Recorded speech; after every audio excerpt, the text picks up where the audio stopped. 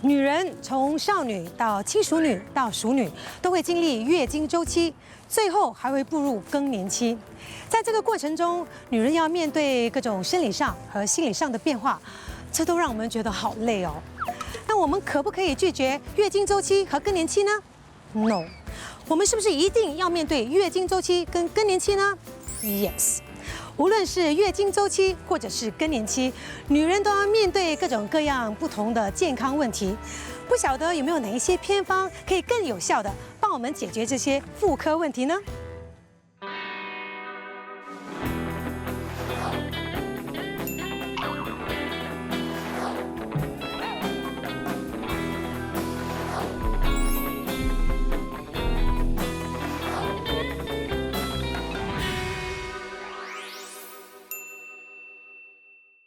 常见的妇科问题有哪些？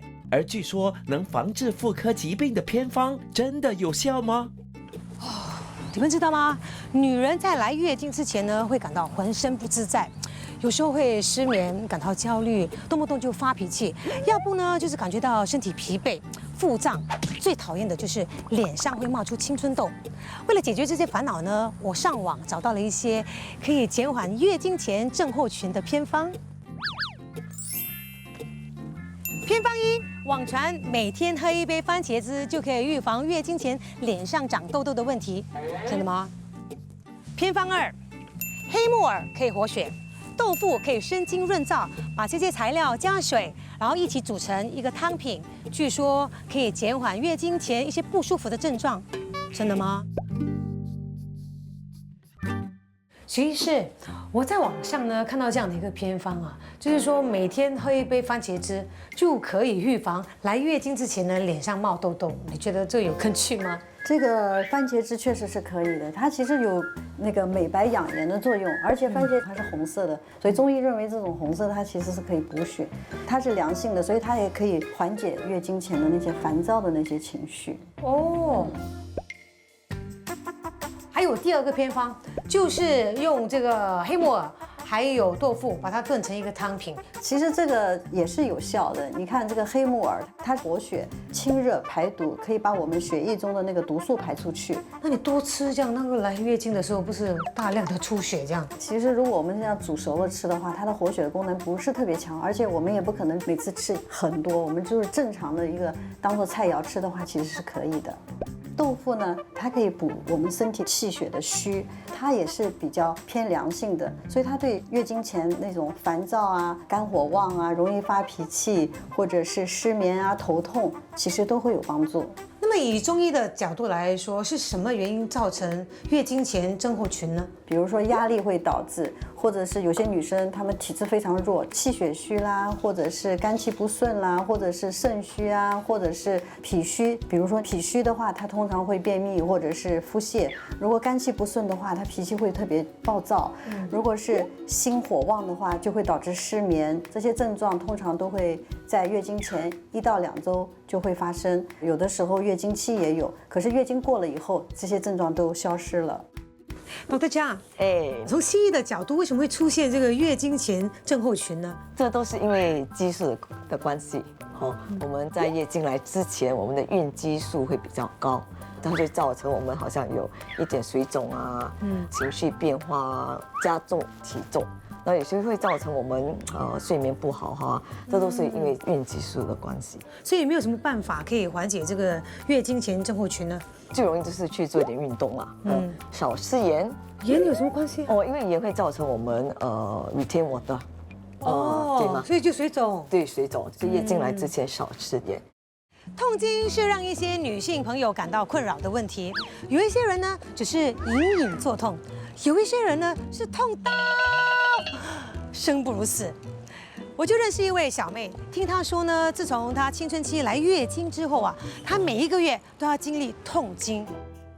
对，就是每一次来的时候都好像我遇难日这样子，就很辛苦，然后我都会请假，然后在家里休息。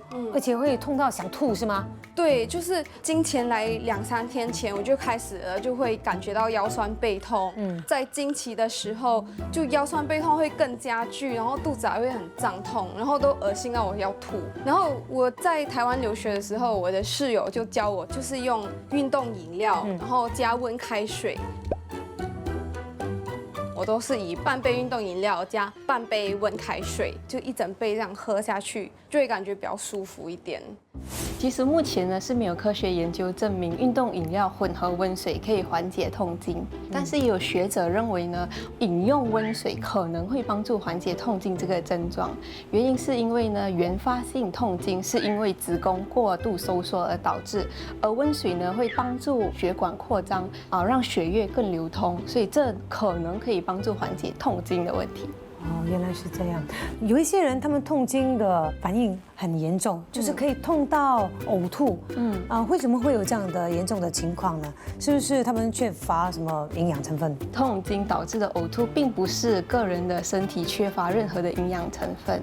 其实来月经的时候呢，我们体内所释放的前列腺素，这一个呢可能会流进血液里，从而导致呕吐或想吐的症状。其实我会建议呢，女生们在她们的饮食里多加一些钙质的食物，因为钙质呢能缓解肌肉收缩。富含钙质的食物呢，例如乳制品、牛奶啊、酸乳酪啊，或是豆制品，例如豆腐、豆奶，或者是一些深色叶子的蔬菜，都含有非常高的钙质。除此之外呢，在饮食里面多加一些镁的食物呢，也有帮助缓解痛经的问题。因为有研究显示呢，镁可以帮助子宫肌肉放松，从而缓解经痛。富含镁的食物呢，例如有坚果类，好像腰豆啊。再来呢，就是深色叶子的蔬菜，还有一些全麦或全谷类的食物，也含有非常高的镁。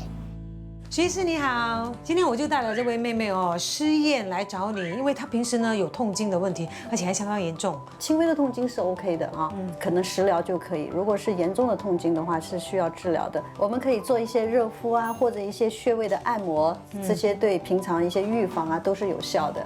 热敷的话，就家里面可以用热水袋啊，或者软宝宝，就是敷在那个子宫穴。其实大家也不用特意去找它在哪里，你知道的，因为它就在你最痛的地方。热的话可以让血液循环嘛，就是可以让经血顺利的排出来。淤血一旦排出来，很多人就觉得轻松了，它就没有那么痛了。这个腿上有个穴位其实比较好按，就是在我们这个膝盖这边，这个就是血海的位置。按这个血海的位置呢，它其实也可以散掉我们身体的淤血。哎呀，很酸对吗？对，如果你按中了那个位置，它真的是很酸，它就有效了。好，每天都按。对，左右边都可以按吗？两边都有同样的穴位。好，谢谢许医师，不用客气，希望你的经痛远离你。好，谢谢许医师，谢谢。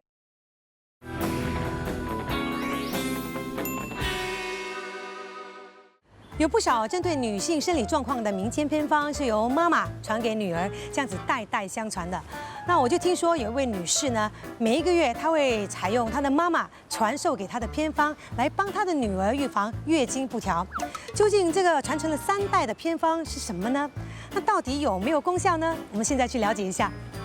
好，杰林妈咪你好，还有杰林你好 ，Hello 你好。听说你们家有一个传承了3代的可以预防月经不调的偏方，所以就是这一碗吗？对，这就是我阿嬷传下来的偏方，就是这个乌鸡当归汤。当初阿嬷为什么会想到要把这个偏方让你喝呢？因为我年轻的时候经痛的非常的厉害，所以我母亲看到我这样痛，她就去问那个左邻右舍，看有什么偏方能够舒缓我的经痛，他们就介绍的这个乌鸡当归汤。所以你当初喝了之后有帮助吗？有，那个经痛呢就没有这样厉害了。那后来因为你喝了觉得很好，就传给你的女儿。对，OK， 先让我喝一口。真的是精华，就有一点甘苦。这个是完全没有加调味料的，就真的是鸡的精华来的。我会放进那个红枣跟当归，然后再把乌鸡放在那个小碗上拿去炖。一般上我们大概要炖2个钟头这样。杰林多久会喝这个汤呢？是1个月1次吗？还是看妈妈心情，妈妈煮你就喝？照理来说应该是经期结束的1个礼拜后，然后我会喝，基本上就是每个月1次。然后我自己本身其实，在月经来的时候，可能因为我从小就有喝这个乌鸡当归汤的关系，所以长大之后其实就没有太大问题。对，主要是我当时出国读书，大概有4年的时间，然后在这4年当中，因为妈妈没有煮给我喝，然后我自己其实也不会自己去煮，所以那一段期间，其实我的经期就会来的比较不顺一点，然后可能也会有迟到的现象。哦，对，所以我觉得应该是喝了这个汤，它其实有帮忙调理自己的那个经期来的顺不顺，或者是时间方面。对。里面它最重要的一个药是当归，当归是妇科圣药，它有活血、补血和调经的作用，所以这个是非常好的。然后乌鸡它本身可以增加那个营养的，所以很多女生可以在经前或者经后喝这个乌鸡当归汤。这个很补啊，我觉得。对，是不是有什么人是不适合喝这个乌鸡当归汤，或者是有什么人是特别适合喝的呢？身体虚寒啊、气血弱的啊、精力不够的啊，都可以喝，这个特别合适。可是如果是身体比较偏燥热，已经有喉咙痛了或者便秘的话，就暂时先停一下。豆豆酱，到底月经不调指的是什么呢？那女孩子为什么会有月经不调的现象呢？我们分3种类型。第一就是乱经，第二就是月经来的分量太多或太少。第3就是痛经。乱经本身就是说不规律，可能35天来一次，有时3个月来一次。那年轻的女孩子大多数她们就有这个荷尔蒙不平衡，我们所谓的 PCOS。比较年老的妇女，大多数是因为进入更年期造成荷尔蒙失调。那第2个月经来的分量太多太少，通常女孩子月经是3、5天了就完，卫生棉是3、5个钟头换一次。不，如果你说每个钟头得换，那就是太多了。痛经大多数是因为子宫内膜移位症，那子宫内膜移位症有遗传的可能性。30岁以上的妇女，如果她们没有生孩子啊、迟婚啊、不孕啊，这些都会造成患子宫内膜移位症的风险较高。如果月经不调不好好治疗的话，会有什么严重的后果吗？如果是因为乱经，那个需要治疗了，因为我们女孩子月经每个月都得来，如果不来的话，子宫内膜增厚没有脱落，这样改治子宫内膜癌的风险会很高。新敏啊，我知道呢，引起月经不调的原因之一呢，就是 PCOS。到底什么是 PCOS 呢 ？PCOS 呢，其实是因为荷尔蒙不调而导致的。PCOS 患者体内的雄性激素过高，而导致卵巢的结构异常，所以他的卵巢其实有很多小小的小囊肿。如果长期不接受任何治疗的话呢，其实会导致肥胖的问题、高胆固醇的问题，以及胰岛素阻抗所导致的糖尿病。其实很多文献指出，只需要减低5%到10%的体重，就能很有效的缓解他们 PCOS 的症状。控制体重最重要当然是从饮食跟运动，所以我会建议他们1个星期至少要运动5次，每一次大约30到60分钟，加入阻力运动跟有氧运动一起来做的话，其实呢效果会更佳。食疗方面呢，我会建议他们摄取高纤维的食物，例如蔬菜、水果、全谷类、全麦食物、糙米饭等等。再来呢，减少饱和脂肪及不好的脂肪的摄取量。今天呢，其实我也带来了一道食疗，能帮助这些 PCOS 患者。所以你可以看到我们的食材呢，天然的蔬菜或者是有全麦的饼干，这些呢其实都是少油、少盐、高纤维的食材。我们就把全部食材加在一起，然后再加入橄榄油。所以我们调味有黑胡椒跟 oregano， 然后就把它搅拌均匀。把这一个沙拉呢放在饼干上面，除了用这一个全麦饼干呢，我们其实也可以使用蔬菜来代替。我知道了。对，因为其实它的纤维含量很高，所以让你觉得有饱足感。因为有饱足感，所以你就不会觉得肚子饿，就去吃很多不健康的零食，从而其实这样会增加你的体重。是，对，所以啊，好好的爱护自己的身体啊，多吃一点健康的点心。对，谢谢。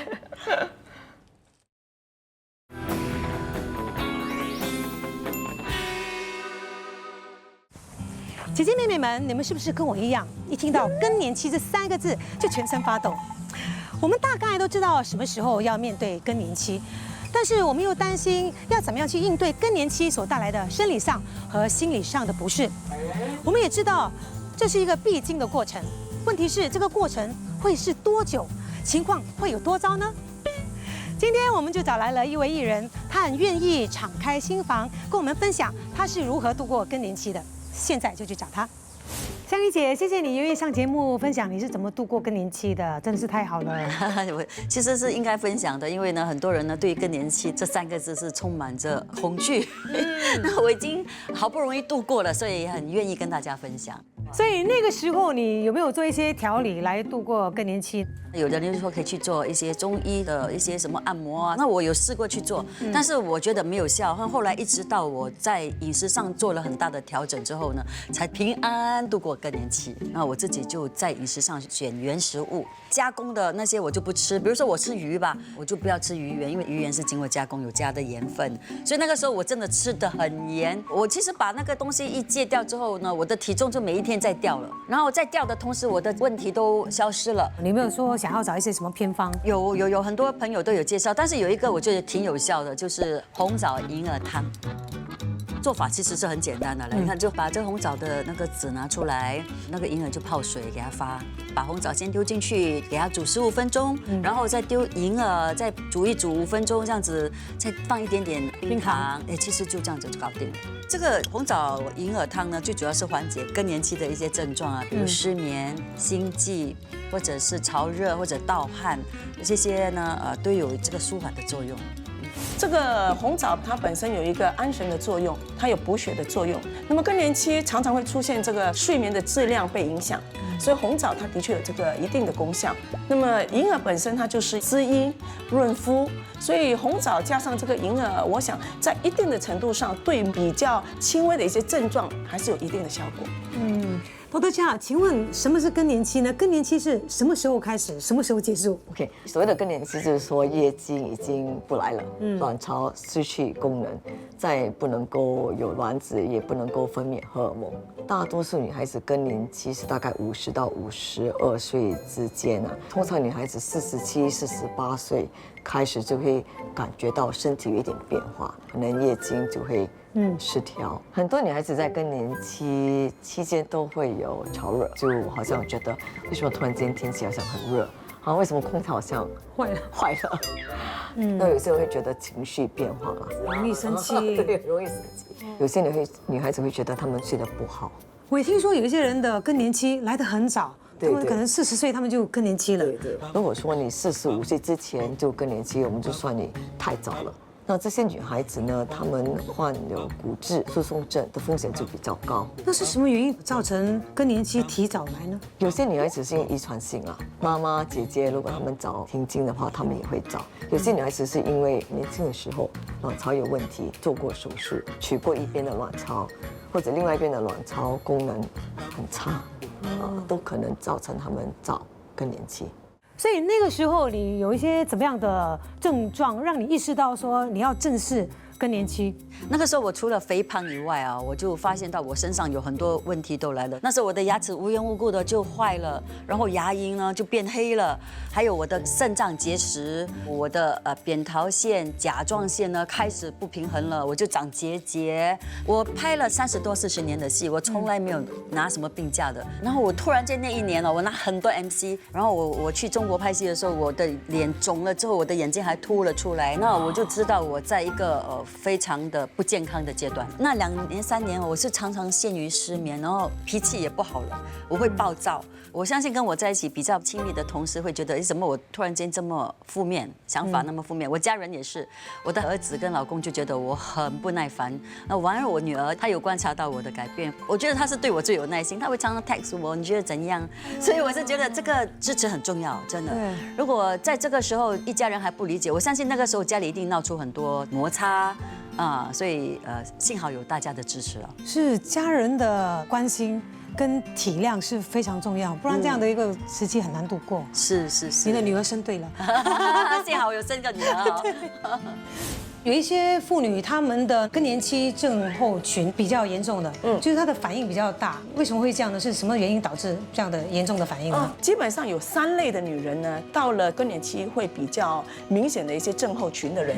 第一类就是一个体瘦的，瘦的在我们中医的一个五行里面呢，它是属于木型，就是相对性格会比较忧郁啊、多愁善感啊、性格内向啊，像这一类的人呢，很多时候在更年期的时候，他们都会出现这个症候群。